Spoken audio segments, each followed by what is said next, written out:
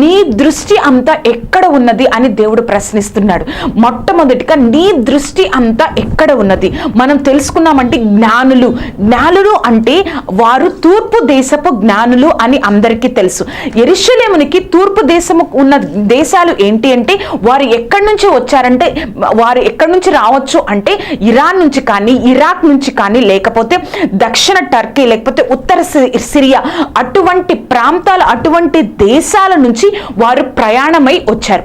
వారు ఎటువంటి వారు ఏం చేస్తూ ఉంటారంటే, వాళ్ళ యొక్క సమాజంలో, వాళ్ళ యొక్క మతంలో వారు గొప్పవారిగా, వారు అందరి చేత గౌరవింపబడిన వారు. అంతేకాకుండా వారు నక్షత్రాల మీద పరిశోధనలు చేస్తూ ఉంటారు. అంతేకాదు ఆ యొక్క కాలంలో, ఆ యొక్క యేసుక్రీస్తు పుట్టిన ఆ యొక్క కాలంలో జ్యోతిష శాస్త్రము, ఆస్ట్రాలజీ అండ్ ఆస్ట్రానమీ, జ్యోతిష శాస్త్రము, ఖగోళ శాస్త్రము రెండూ కూడా సైన్స్ లో ఒకే భాగంగా ఉంటూ ఉండేవి. వారు ఏంటి అంటే, వారికి తెలుసు, వారు ఎంత జ్ఞానవంతులంటే వారు నక్షత్రాల మీద పరిశోధనలు చేస్తూ ఉంటారు. అంతేకాకుండా వారికి తెలుసు, ఒక ఆకాశంలో ఒక గొప్ప నక్షత్రం కలిగితే ఒక గొప్ప వ్యక్తి, ఒక రాజు ఈ లోకంలో పుట్టాడు అని అర్థమని ఆ విషయం కూడా వారు గ్రహించి ఉన్నారు. అంతేకాకుండా గొప్ప వ్యక్తి ఈ లోకంలో పుట్టినప్పుడు ఒక ప్రత్యేకమైన నక్షత్రము ఆకాశంలో పుడుతుంది అని వారికి తెలుసు.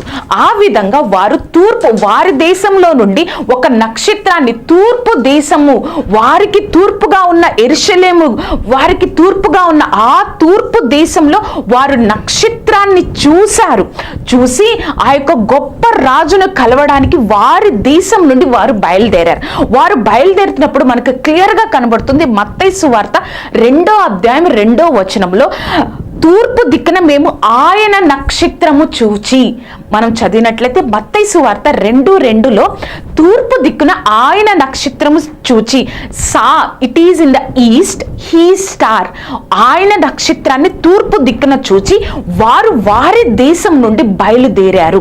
అంతేకాకుండా వారి యొక్క ప్రయాణము ఎన్ని రోజులు జరిగింది, ఎన్ని సంవత్సరాలు జరిగిందంటే మనకు యొక్క బైబిల్లోనే ఆనవాలు ఉందండి. 11వ వచనం మనం చదివినట్లయితే, వారు ఆ ఇంటిలోకి ప్రవేశించినప్పుడు, అంటే మనం క్లియర్ గా అర్థం చేసుకోవచ్చు, వారు యేసుక్రీస్తు పుట్టినప్పుడు కాదు, వారు పశువుల పాకలో కాదు చూసింది యేసయ్యని, ఒక ఇంటిలో ఉన్నప్పుడు యేసయ్యను చూశారు. అంతేకాకుండా మత్తయి సువార్త 2వ అధ్యాయం 16వ వచనంలో చూసినట్లయితే, హేరోదు వారి మీద ఆగ్రహం చెంది వారిలో ఆ యొక్క గ్రామంలో ఉన్న 2 సంవత్సరాల కన్నా తక్కువ వయసు, 2 సంవత్సరాలు మొదలుకొని తక్కువ వయసు కల మగపిల్లల అందరినీ అతడు చంపాలని ఆజ్ఞాపించాడు. అంటే వారు ఈ యొక్క 2 వచనాలను బట్టి వారి యొక్క ప్రయాణము 2 సంవత్సరాలు జరిగి ఉండొచ్చు, లేదా 1 సంవత్సరంన్నర జరిగి ఉండొచ్చు, లేదా 1 సంవత్సరం. అంటే వారు ఎన్ని రోజులు ప్రయాణించి ఉన్నారు అంటే కొన్ని నెలలు కాదు, కొన్ని రోజులు కాదు, 1 సంవత్సరం వారి యొక్క దేశం నుంచి యెరూషలేమునికి ప్రయాణం చేశారు అండి. చూసారా అండి, వారి దేశం నుంచి యెరూషలేముకు ప్రయాణం చేశారు. ఏ నమ్మకంతో వారు ప్రయాణం చేశారు? వారికి తెలుసు, వారు దేవుణ్ణి ముఖాముఖిగా చూడకపోయినా ఒక నక్షత్రాన్ని చూసి, వారి మార్గం ఎలా ఉన్నా కూడా ఆ నక్షత్రం వారిని ఎటువైపు తీసుకెళ్తుందో, వారి మార్గం సరళంగా ఉందా, సరిగ్గా ఉందా, అంతా బాగుందా, ఈ మార్గాన్ని వెళ్తున్నాను, అటువైపు చూడలేదు. కానీ ఆ నక్షత్రం, ఆ గొప్ప వ్యక్తి సూచిస్తున్న ఆ నక్షత్రాన్ని చూసి మాత్రమే వారు కొన్ని సంవత్సరాలు, వారు ఒక 18 నెలలు కావచ్చు, లేకపోతే 24 నెలలు కావచ్చు, కొన్ని నెలలు వారు ఆ నక్షత్రాన్ని చూసి మాత్రమే, పైవైపు చూసి మాత్రమే వారి యొక్క ప్రయాణాన్ని ఆ తూర్పు దేశం నుంచి యెరూషలేము వరకు కొనసాగించారు అండి. చూసారా, ఆ విధంగా ప్రయాణిస్తూ ఉన్నప్పుడు వారికి ఏంటి అంటే, ఆ నక్షత్రం కాదు కానీ వారి యొక్క మార్గంలో వారు ఎన్నో బాధలు పడి ఉండొచ్చు. బహుశా వారు ఒంటెల మీద ప్రయాణం చేసి ఉండవచ్చు, వారి మార్గంలో వారు ఎంతో అలసిపోయి ఉండవచ్చు, వారి మార్గంలో వారికి ఆకలి దప్పులు వేసి ఉండవచ్చు. కానీ వారు తీసుకున్నది ఏంటి అంటే, దేవుడు ఒక గొప్ప వ్యక్తిని మనం కలుసుకోబోతున్నాం, ఆయన గొప్ప దేవుడు. ఇది కాదు, ఆ గొప్ప వ్యక్తి దగ్గరికి మనం వెళ్ళాలి, ఆయన కన్నులారా చూడాలి, ఆయన కార్యాలు మనం చూడాలి. ఆ గొప్ప వ్యక్తిని వారు చూడకపోయినా ఆ గొప్ప వ్యక్తిని సూచించే ఒక సూచక క్రియను చూశారు. దాని వైపు చూస్తూ మాత్రమే తూర్పు దేశం నుంచి వారి యొక్క ప్రయాణాన్ని యెరూషలేముకు మొదలు పెట్టారు. యెరూషలేము దగ్గరకు వచ్చిన తర్వాత మొట్టమొదటిసారిగా హేరోదును అడిగిన ప్రశ్న, యూదుల రాజుగా పుట్టినవాడు ఎక్కడున్నారు? చూసారండి, వాళ్ళ హృదయంలో దేవుడు ఎంత గొప్పగా ఉన్నాడు, ఒక రాజుగా ఉన్నాడు.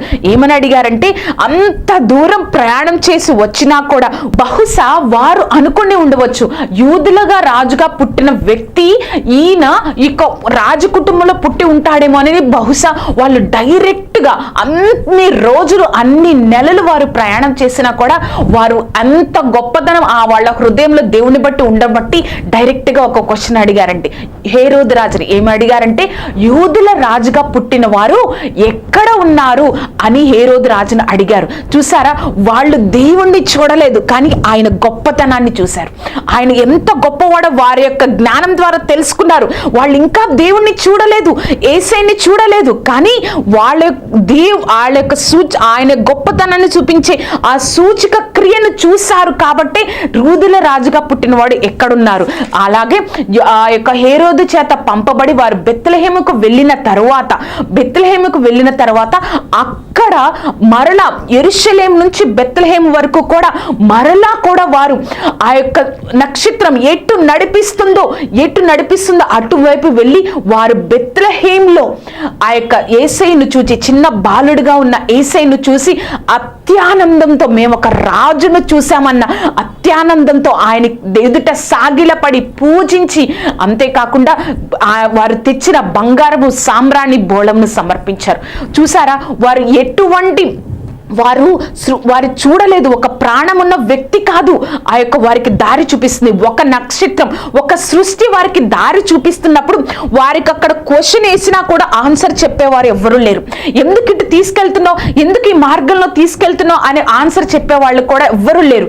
ఎందుకంటే అది ఎట్లా తీసుకెళ్తున్నప్పుడు ఆ మార్గం సరిగ్గా ఉందా, ఆ మార్గం రోడ్డు సరిగ్గా ఉందా, నువ్వెందుకు ఇటు తీసుకెళ్తున్నావు అని క్వశ్చన్ చేయడానికి కూడా ఛాన్స్ లేదు. అయినప్పటికీ కూడా దేవుడి యొక్క గొప్పతనాన్ని తెలుసుకొని వారు వెళ్ళారు. కాబట్టి వారు అత్యానందంతో నింపబడ్డారు. అండి, మన జీవితంలో కూడా నువ్వు ఒక క్రైస్తవురాలుగా నీ యొక్క జీవితాన్ని కొనసాగిస్తూ ఉన్నావేమో, కానీ నా జీవితంలో ఏ ఒక్క కార్యం జరగకపోయినా మనం వింటా ఉంటాం, దేవుడు గొప్పవాడు, గొప్ప కార్యాలు చేస్తాడు, వారికి చేశారు వీరికి చేశారు అని గొప్ప కార్యాలు విని ఆయన గొప్ప శక్తిని నమ్ముకొని తెలుసుకొని నువ్వు నీ యొక్క జీవితాన్ని, నీ విశ్వాస జీవితాన్ని సాగిస్తూ ఉన్నప్పుడు నీ జీవితంలో ఒక్క కార్యం కూడా జరగట్లేదా? వారు ఎంతో ఆశతో యెరూషలేము వరకు వచ్చారు, కానీ హేరోదు దగ్గర వారికి సమాధానం దొరకల. ఆ రాజును కనుగొనలేకపోయామని నిరుత్సాహంతో వెనక్కి వెళ్ళాల. మరలా ఆ నక్షత్రాన్ని చూసి యెరూషలేము నుంచి బెత్లెహేమునికి సాగిపోయారు, ప్రయాణం కొనసాగించారు. అప్పుడు వారు ఏం చేశారు? గొప్ప అత్యానందంని పొందుకున్నారు. మనం కూడా మన యొక్క ప్రాబ్లమ్స్, మన యొక్క సమస్యలు తీరట్లేదని, మన జీవితంలో కార్యం జరగట్లేదని మనం ఆగిపోతే మన అత్యానందాన్ని, గొప్ప దేవుడు ఇచ్చే ఆశీర్వాదాన్ని పొందుకోలేదండి. మనం ఆగిపోకూడదు. ఆయన శక్తి గొప్పది. వారు ఏ విధంగా ఒక సృష్టిని వెంబడించి కొన్ని నెలలు ప్రయాణించారు అంటే దేవుడు గొప్పతనం మీద ఆధారపడుతున్న నా జీవితంలో కూడా నువ్వు ఆయన గొప్పతనాన్ని మీద ఆధారపడి విశ్వాసం ఉంచి నువ్వు నీ యొక్క విశ్వాస జీవితాన్ని, నీ క్రైస్తవ జీవితాన్ని సాగిస్తూ ఉన్నావా?